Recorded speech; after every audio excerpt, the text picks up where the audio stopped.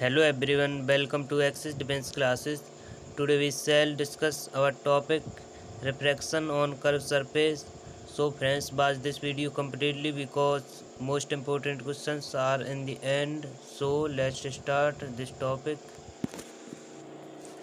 चलिए friends start करते हैं। फर्स्ट क्वेश्चन, किसी उत्तल लेंस के प्रत्येक वक्रतल की वक्रता त्रिज्या 40 सेंटीमीटर है तथा इसका अपवर्तनांक 1.5 है, तो इसकी फोकस दूरी पूछी है।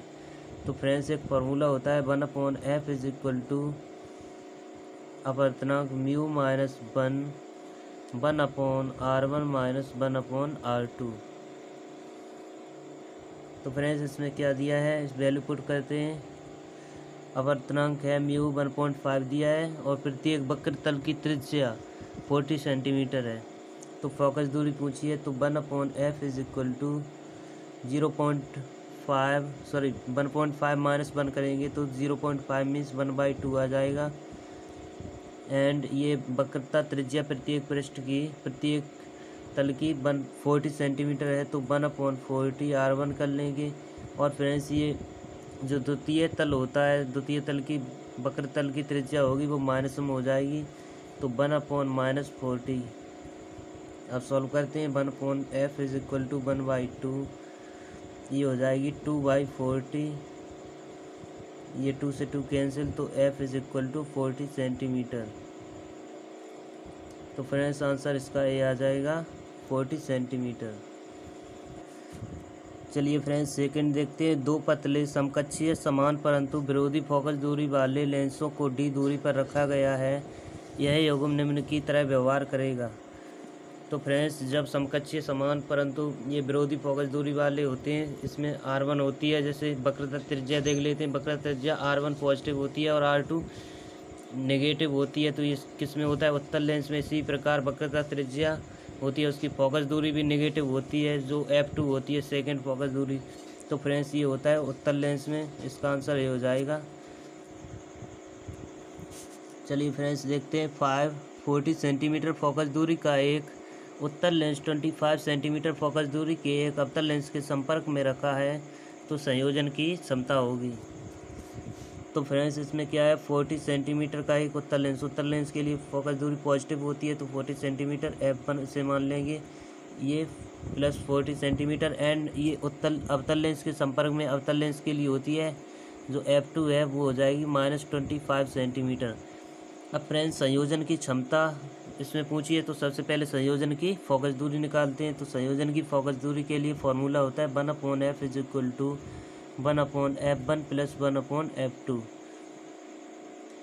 अब इसमें वैल्यू पुट करते हैं फ्रेंड्स, देखते हैं।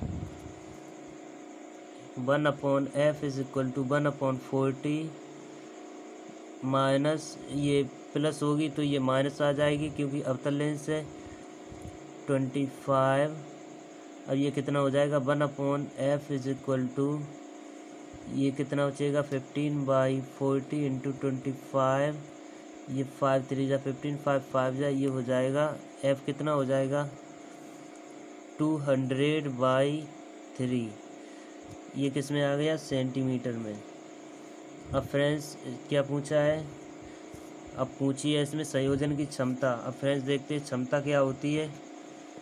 क्षमता होती है P is equal to 100/f। 100/f ये सेंटीमीटर में होती है, तो ये कितना 100/f की वैल्यू पुट करेंगे, ये 200/3। और वो फ्रेंड्स माइनस की थी, उसमें माइनस चिन्ह नहीं लगाया था, ये माइनस की थी। तो अब फ्रेंड्स ये 0 से 0 कैंसिल, ये आ गई 3/2 माइनस की। अब ये आ गई -1.5 डायोप्टर। अब फ्रेंड्स इसका आंसर क्या हो जाएगा, ए ऑप्शन -1.5 डायोप्टर। चलिए फ्रेंड्स 6 देखते हैं। वास्तविक वस्तु के लिए निम्न में से कौन वास्तविक प्रतिबिंब बना सकता है। सिंपल सी बात है, अवतल दर्पण जब दर्पण पढ़ाया था तब उसमें बताया था, और ये वास्तविक प्रतिबिंब बनाता है। और अवतल दर्पण उल्टा बनाता है प्रतिबिंब, और वस्तु से छोटे भी बड़े भी। और एक स्थिति ऐसी भी होती है जिसमें वो है आभासी काल्पनिक प्रतिबिंब बनाता है। और ये उत्तल दर्पण है, ये हमेशा वस्तु से छोटा प्रतिबिंब बनाता है और ये आभासी प्रतिबिंब बनाता है। तो फ्रेंड्स इसमें क्या पूछा, वास्तविक प्रतिबिंब बनाता है वास्तविक वस्तु के लिए, तो ये डी ऑप्शन हो जाएगा। अब फ्रेंड्स देखते हैं 7। दो समरूप समतल उत्तल लेंसों के संलग्न चित्रानुसार 3 प्रकार से संयोजित किया जाता है। इन संयोजनों की फोकस दूरियों का रेशियो होगा। तो फ्रेंड्स देखते हैं किस प्रकार की स्थिति में किस प्रकार की फोकस दूरी चेंज होती है और किस में नहीं होती है। तो फ्रेंड्स ये जब प्रकाशिक अक्ष के परतक ये काटा जाता है तो उसमें कोई इफेक्ट नहीं पड़ता है। इसमें फोकस दूरी जो एफ है वो एफ ही रहती है। और फ्रेंड्स अब ये सेकंड देखते हैं इसमें क्या होता है। तो फ्रेंड्स इसमें भी कोई इफेक्ट नहीं पड़ता है, F is equal to F ही रहती है। जैसे इसे F1 मान लेते हैं, इसे F2। अब ये F3 है फ्रेंड्स, इसमें भी कोई इफेक्ट नहीं पड़ता है, ये भी रहती है F। तो फ्रेंड्स इसका फाइनली आंसर हो जाएगा बी ऑप्शन, 1:1:1। अब फ्रेंड्स कई स्थितियां और ऐसी होती हैं जिसमें फोकस दूरी चेंज हो जाती है। तो देखते हैं ये जब लेंस को ऐसे इसमें काटा जाता है इस प्रकार से एंड इसमें ऐड किया जाता है, तो फ्रेंड्स इसकी फोकस दूरी होती है वो एफ हो जाती है, f/2 हो जाती है। एंड ये जब ऐसे इसमें काट के ऐड किया जाता है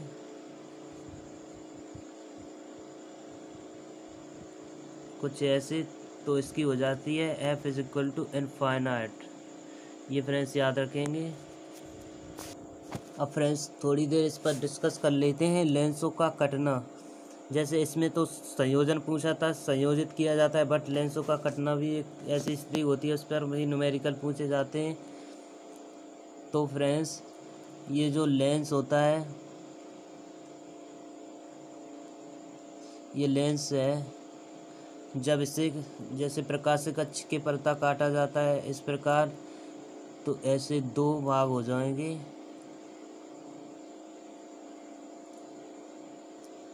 इस प्रकार के। तो फ्रेंड्स इसकी फोकस दूरी और ये क्षमता होती है उस पर क्या इफेक्ट पड़ेगा। तो फ्रेंड्स ये फोकस दूरी है इसकी, ये 2f हो जाएगी प्रत्येक भाग की। जब 2 बराबर भागों में काटेंगे जो फोकस दूरी है वो 2f हो जाएगी, दुगनी हो जाएगी। और ये क्षमता हो जाएगी p/2। जो क्षमता p से डिनोट करते हैं वो p/2 हो जाएगी प्रत्येक पार्ट की। तो ये क्यों हो जाएगी p/2। तो फ्रेंड्स क्षमता का फॉर्मूला होता है p is equal to 1/f। जब 1/f करेंगे तो क्षमता जो जैसे p' मान लेंगे तो हो जाएगी p/2 इसी से। अब फ्रेंड्स क्या है इसमें, अब ये फोकस दूरी और क्षमता p/2 दोनों की हो गई, फोकस दूरी 2f हो गई। अब इसकी प्रतिबिंब की तीव्रता देख लेते हैं। तो फ्रेंड्स इसकी तीव्रता है, उस पर तीव्रता प्रत्येक की समान रहती है, इस पर कोई इफेक्ट नहीं पड़ता है। अब फ्रेंड्स देख लेते हैं सेकंड स्थिति होती है, जो सेकंड स्थिति क्या होती है। जब लेंस को इस प्रकार काटा जाता है, जैसे एक लेंस है, इसे इस प्रकार काटा जाए, इसे मुख्य अक्ष के परता,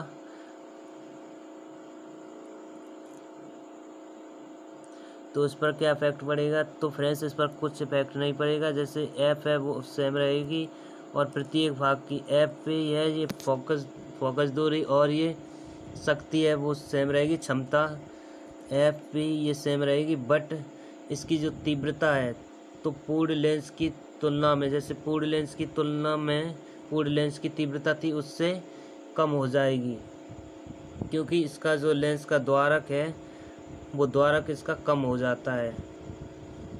तो फ्रेंड्स इसका क्या हो जाएगा, तीव्रता कम हो जाएगी इस स्थिति में, और जो फोकस दूरी और क्षमता है वो सेम रहेगी। चलिए फ्रेंड्स देखते हैं 8th क्वेश्चन। 2 लेंस जिनकी शक्ति +12 तथा -2 डायोप्टर हैं एक साथ मिलकर रखे जाते हैं, तो संयुक्त लेंस की फोकल डिस्टेंस पूछी है। तो फ्रेंड्स जो फोकस दूरी पूछी है, तो फोकस दूरी क्या होती है, 1/f is equal to 1/f1 plus 1/f2।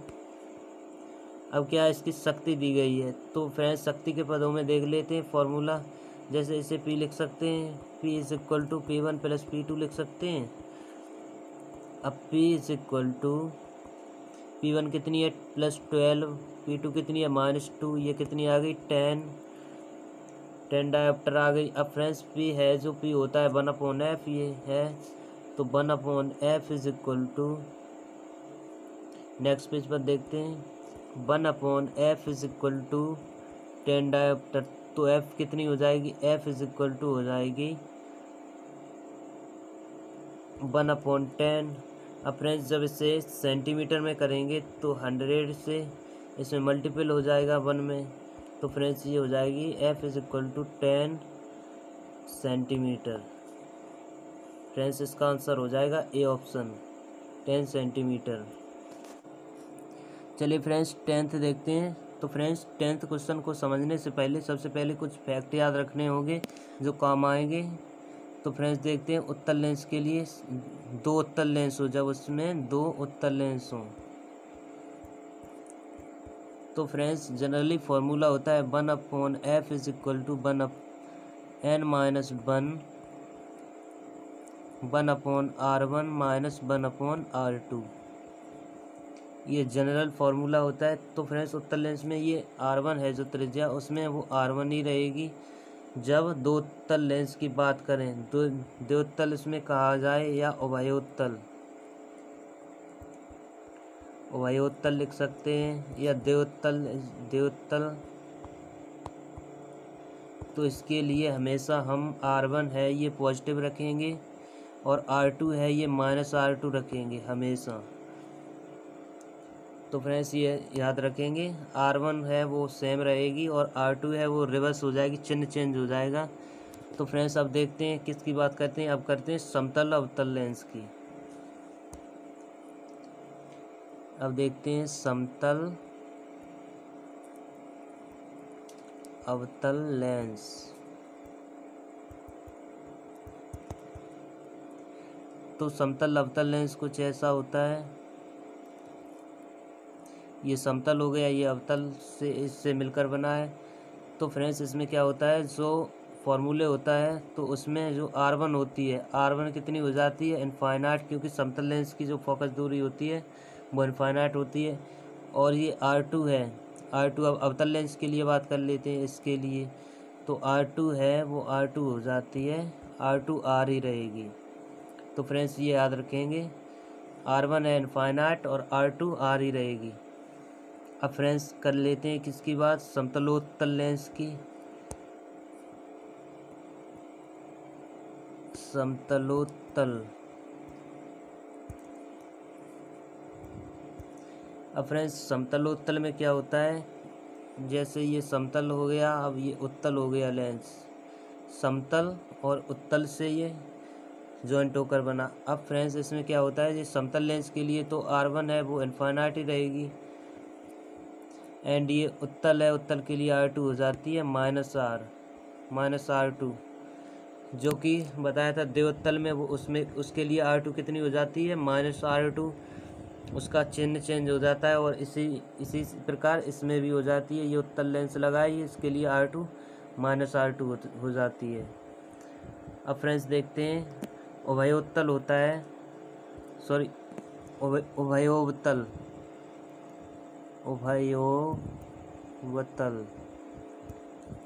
जो उभयोवतल होता है लेंस वो कुछ ऐसा होता है, 2 अवतल लेंसों से मिलकर बना होता है।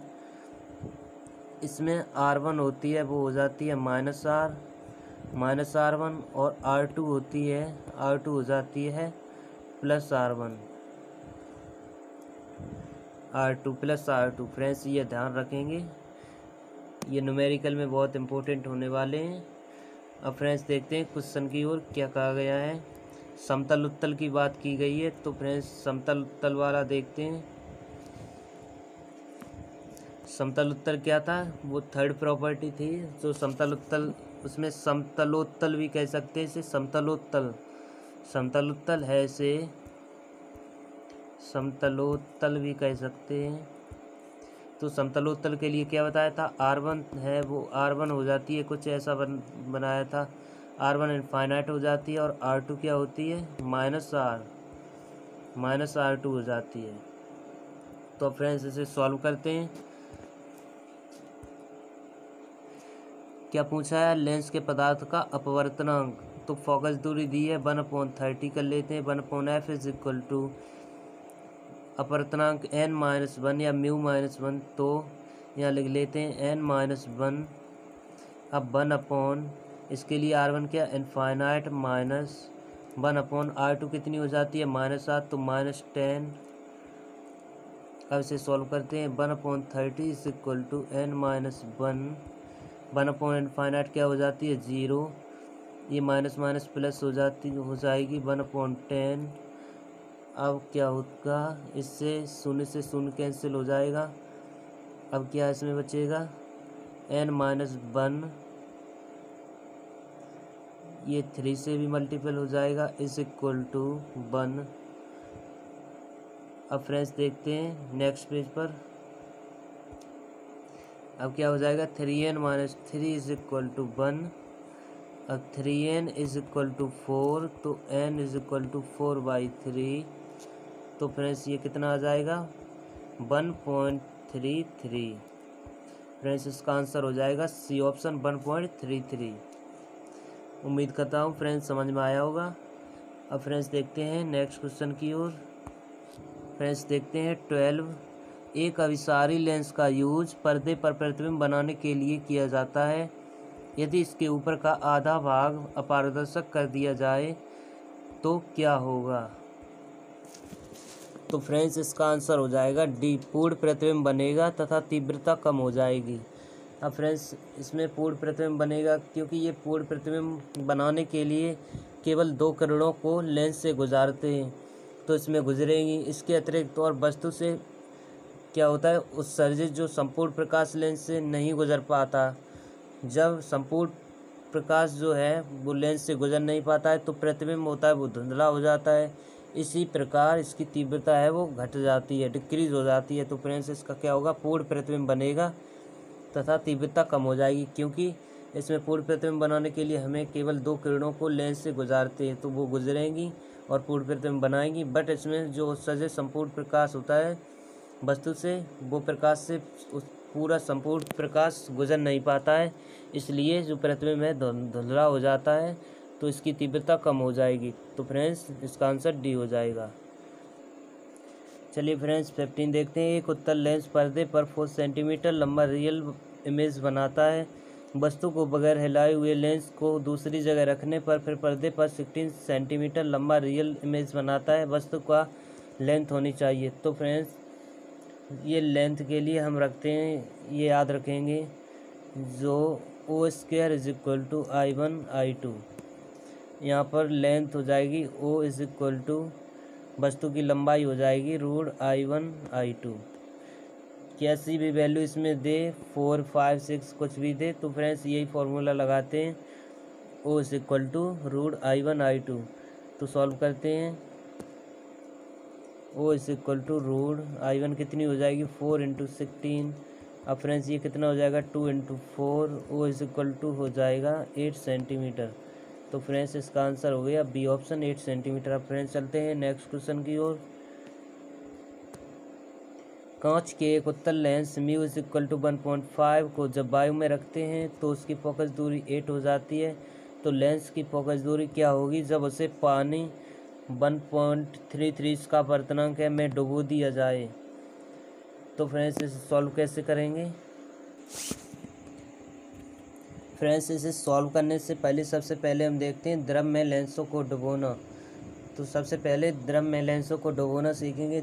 अब देखेंगे फ्रेंड्स क्या होता है। यदि एक जैसे लेंस को कांच का बना हुआ है, मानो कांच का ही होता है, जिसका अपवर्तनांक जैसे लेंस का म्यू मान लेते हैं, म्यू है, और वो म्यू अपवर्तनांक वाले जैसे म्यू मीडियम मान लेते हैं, मीडियम म्यू एम है क्या, मीडियम अपवर्तनांक वाले किसी द्रव में डुबोया जाता है और उसमें द्रव में फोकस दूरी जैसे FL हो जाती है, द्रव में फोकस दूरी FL हो जाती है। तो एक फार्मूला होता है, इसी से रिलेटेड जो जनरली फार्मूला होता है इसी से बनाते हैं।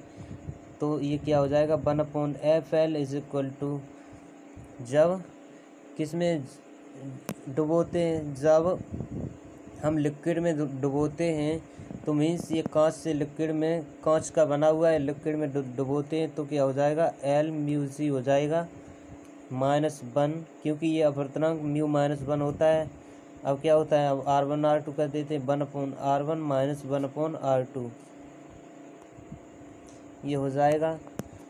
अब फ्रेंड्स अब वायु के लिए देखते हैं। वायु के लिए क्या होता है, 1/, यदि वायु में फोकस दूरी हम मान लेते हैं FA है तो 1/FA इज इक्वल टू, अब वायु में सब ले जाते तो A म्यू जी -1, अब 1/R1 - 1/R2। अब फ्रेंड्स ये दोनों हैं, इसे डिवाइड कर देते हैं, तो डिवाइड करेंगे तो क्या आ जाएगा, वो इक्वेशन फर्स्ट है, इसे सेकंड मान लेते हैं, तो डिवाइड करेंगे तो क्या होगा, 1/, क्या था, FL/1/FA इज इक्वल टू, वो कितना था, AL म्यू जी -1, क्योंकि ये है 1/R1 - 1/R2, ये दोनों कैंसिल हो जाएंगे, अपॉन ये कितना बचेगा, L mu g sorry A mu g -1 इतना हो जाएगा। अब फ्रेंड्स देखते हैं ये FL/FA कितना निकलेगा, ये FA/FA है, तो FL/FA is equal to A mu g -1/L mu g -1 हो जाएगा।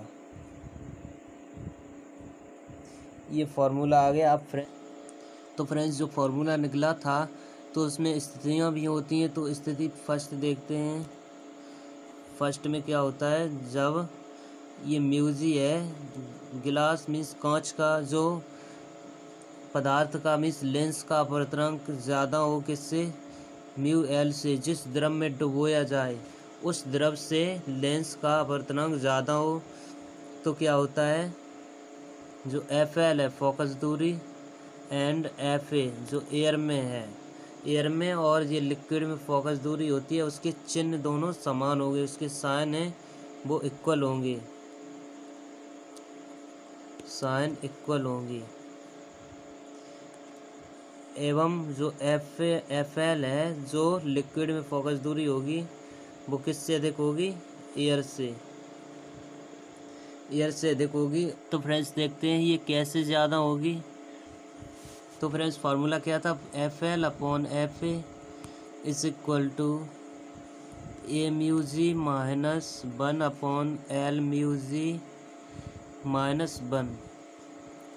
तो फ्रेंड्स ये तो इसे क्या लिख सकते हैं, mu g upon mu A, air में तो 1 होता है -1, इक्वल में कर देंगे, अपॉन इसे क्या लिखेंगे, mu g upon mu L -1। अब फ्रेंड्स इसे देखते हैं ध्यान से, इसमें 1 हो जाएगा म्यू ए की जगह, तो ये 1 हो जाएगा, तो ये क्या बचेगा, म्यू जी -1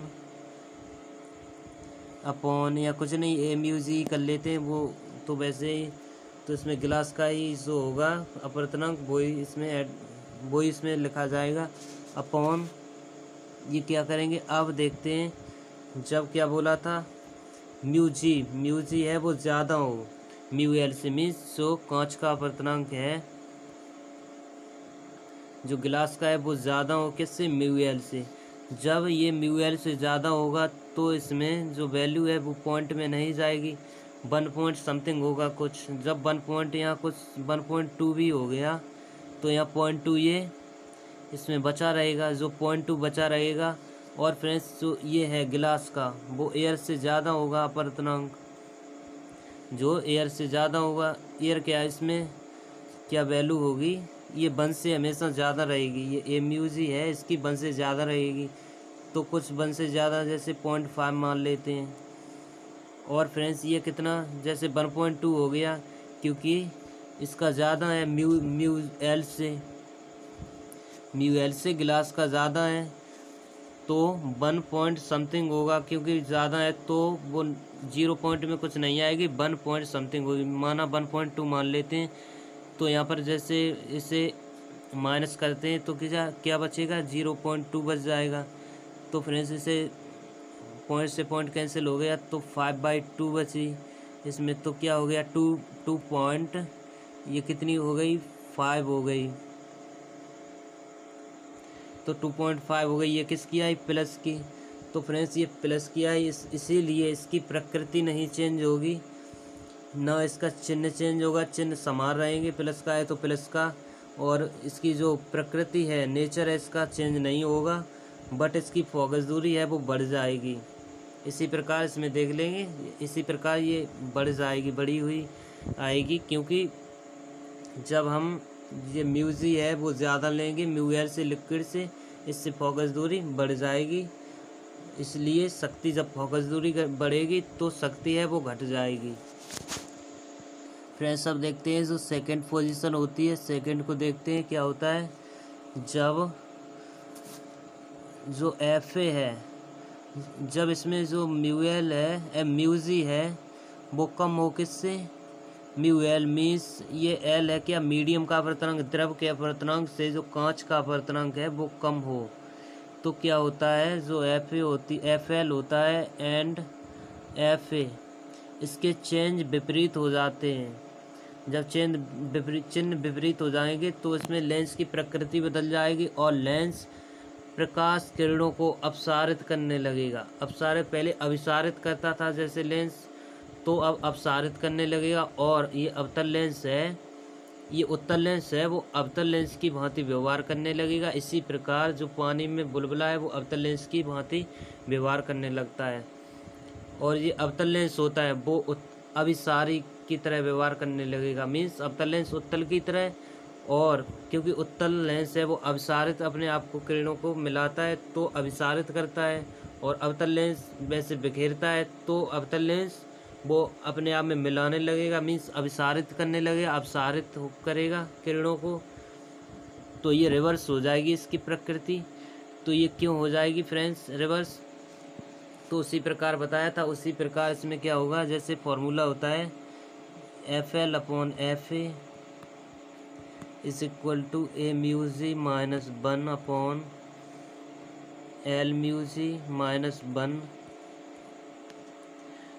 तो जब इसमें ये यहाँ से देख लेते हैं, एफ म्यू एल ये ज़्यादा होगा, यहाँ पर क्या लिखेंगे, ए म्यू जी माइनस 1, ये ऐसा ही लिखा रहने दें, अपॉन ये क्या लिखेंगे, mu g upon mu l minus 1। जब इसमें म्यू एल ये ज़्यादा होगा तो यहाँ पर कुछ वैल्यू कितनी आएगी, जैसे पॉइंटों में आएगी, 1 तो होगा नहीं, क्योंकि जब ये ज़्यादा से डिवाइड होगा तो ये मान लेते 0.9 आ गई। तो फ्रेंड्स फिर भी ये माइनस का नीचे बच रहा है, ये कितना माइनस का रिमेन पार्ट हो गया -0.1। जब माइनस से डिवाइड करेंगे तो पूरा माइनस हो जाएगा, इसीलिए इसकी प्रकृति चेंज हो जाएगी। और जो उत्तल लेंस है इसी प्रकार अवतल लेंस की भांति व्यवहार करने लगेगा। तो फ्रेंड्स इसे समझ में आया होगा। तो फ्रेंड्स अब देखते हैं, अब फ्रेंड्स देखते हैं थर्ड पोजीशन। इसमें क्या होता है,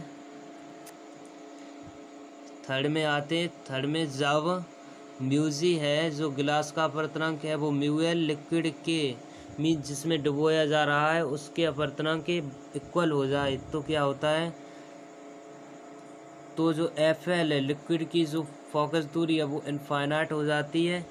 लेंस है वो समतल प्लेट की भांति व्यवहार करने लगेगा, क्योंकि जो समतल प्लेट की फोकस दूरी होती है वो भी इनफाइनाइट होती है। तो क्या होगा, और माध्यम में जो लेंस है वो अदृश्य हो जाएगा, माध्यम में क्या हो जाएगा, अदृश्य, और फोकस दूरी क्या हो जाएगी, लिक्विड की इनफाइनाइट हो जाती है। तो फ्रेंड्स ये कैसे हो जाती है देखते हैं।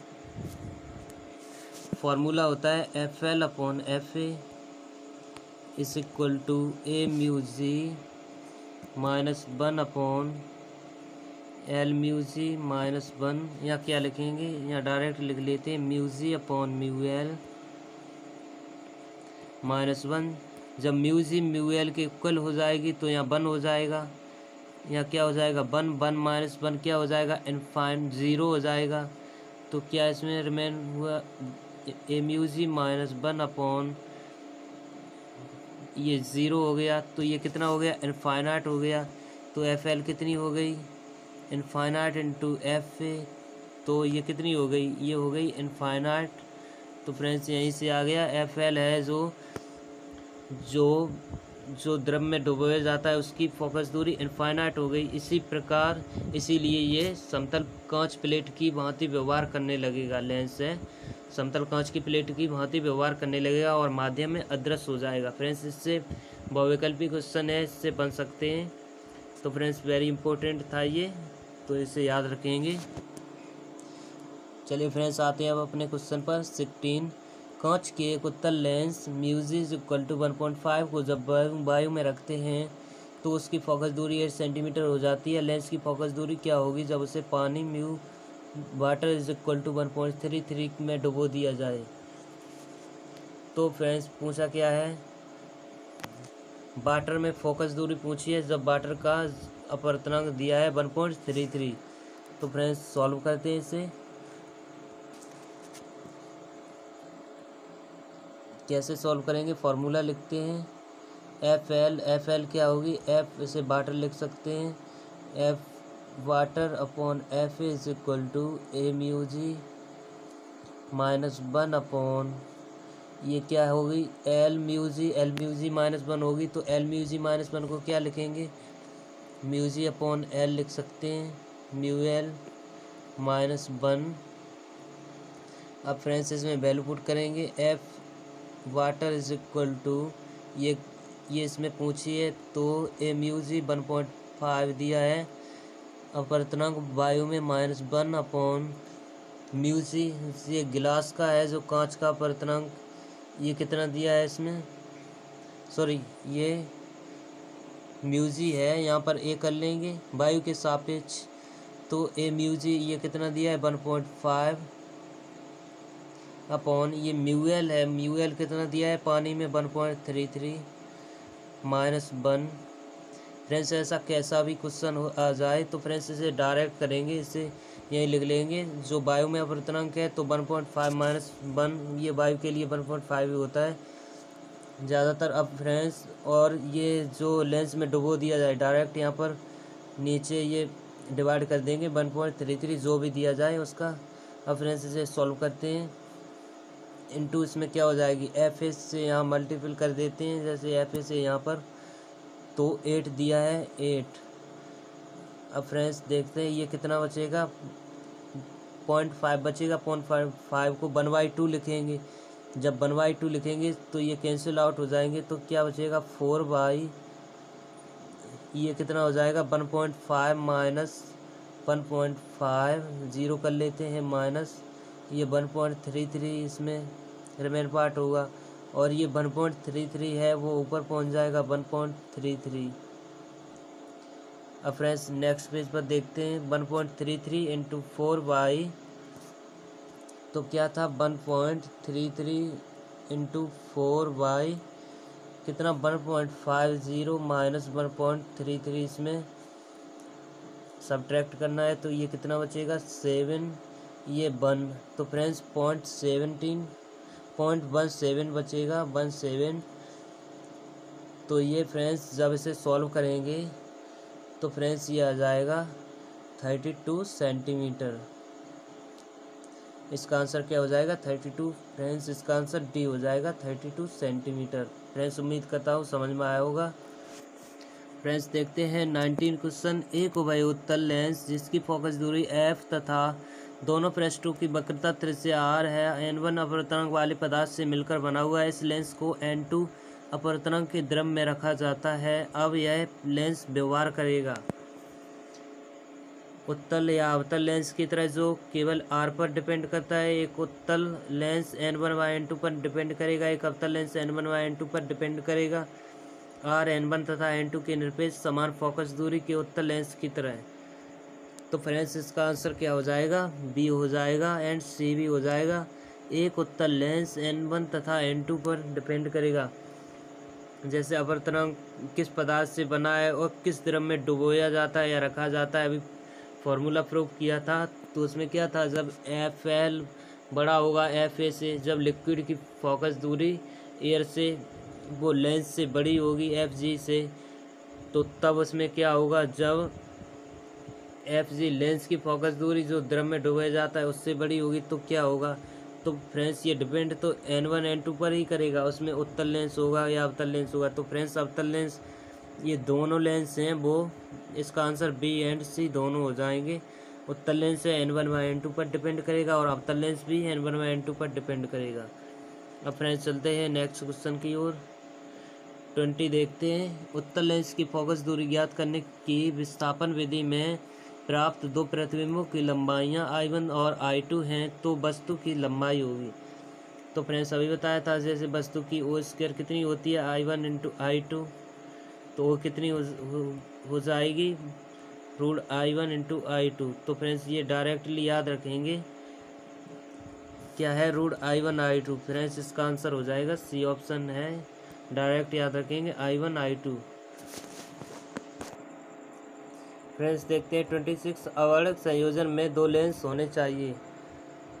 तो फ्रेंड्स दो लेंस, तो फ्रेंड्स अवर्णक संयोजन क्या होता है, जो बड़ विक्षेपण क्षमता होती है ω1 अपॉन ये F1 फोकस दूरी होती है, प्लस जो सेकंड की बड़ विक्षेपण क्षमता ω2 upon F2 is equal to 0 होता है। ये जनरली फार्मूला होता है। अब फ्रेंड्स में ऑप्शन देखते हैं क्या कहा है।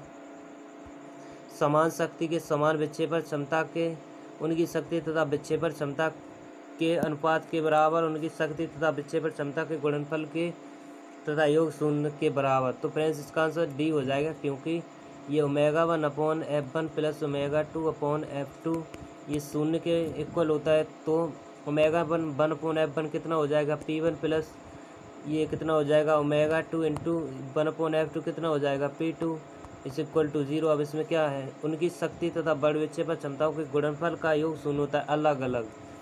ये ω1 P1 और ये अलग अलग हैं ω2 P2, ये 0 हो गया। तो फ्रेंड्स इसका आंसर क्या हो गया, डी ऑप्शन। उनकी शक्ति तथा विक्षेपण क्षमता के गुणनफल का योग 0 के बराबर होता है। तो फ्रेंड्स अब देखते हैं 28। एक N2 अपवर्तनांक के द्रव में N1 अपवर्तनांक का एक लेंस रखा जाता है, तो लेंस अदृश्य प्रतीत होगा यदि। सिंपली फ्रेंड्स इसका आंसर सी हो जाएगा N1 is equal to N2, क्योंकि ये जो अदृश्य हो जाएगा और क्या होगा, ये समतल प्लेट की भांति व्यवहार करने लगेगा और इसकी फोकस दूरी वो इनफाइनाइट हो जाएगी, इसीलिए समतल प्लेट की भांति व्यवहार करेगा और लेंस अदृश्य प्रतीत होगा। फ्रेंड्स ये कैसे भी क्वेश्चन पूछ सकता है। तो फ्रेंड्स इसका आंसर सी हो जाएगा N1 is equal to N2, ये सॉल्व किया था अच्छी तरह से। तो फ्रेंड्स इसका फाइनली सी हो जाएगा। अब फ्रेंड्स देखते हैं 29। एक पतला उत्तल लेंस कांच म्यू इज इक्वल टू 1.5 का बना है। इसकी दोनों वक्रता त्रिज्याओं का परिमाण 20 सेंटीमीटर है। लेंस के अक्ष के समांतर प्रकाश किरणें L दूरी पर अपसारित होती हैं, तब L पूछिए इसमें।